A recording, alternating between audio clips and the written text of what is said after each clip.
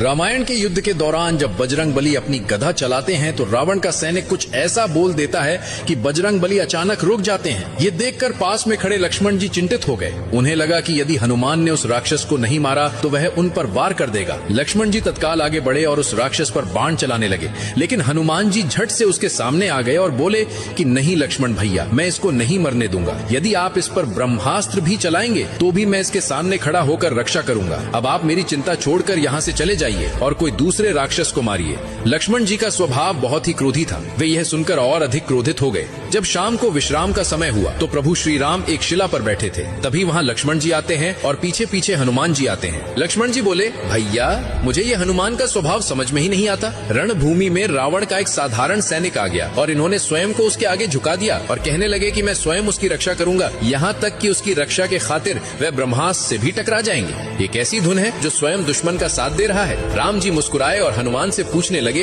हनुमान क्या हुआ तुम्हारे बल बुद्धि को?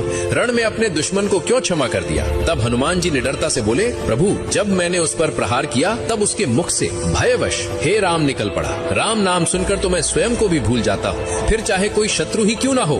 यदि वह आपके नाम का उच्चारण करे तो उसके सामने मेरा हृदय स्वयं नतमस्तक हो जाता है। भला मैं कैसे उसका वध करता जो भय के क्षण में भी नाम ले रहा था मेरे राघव का, मेरे प्रभु श्री राम का। ये सुनकर प्रभु श्री राम प्रसन्न होकर खड़े हो गए और हनुमान को अपने हृदय से लगा लिया और बोले, हनुमान थोड़े दिन पहले ही तुमने समुद्र को लांघकर अपनी शक्ति का परिचय दिया था, लेकिन आज तुमने फिर से एक बार सिद्ध कर दिया कि तुम्हारी भक्ति अद्भुत है। संसार में कोई तुम्हारी भक्ति की बराबरी नहीं कर सकता।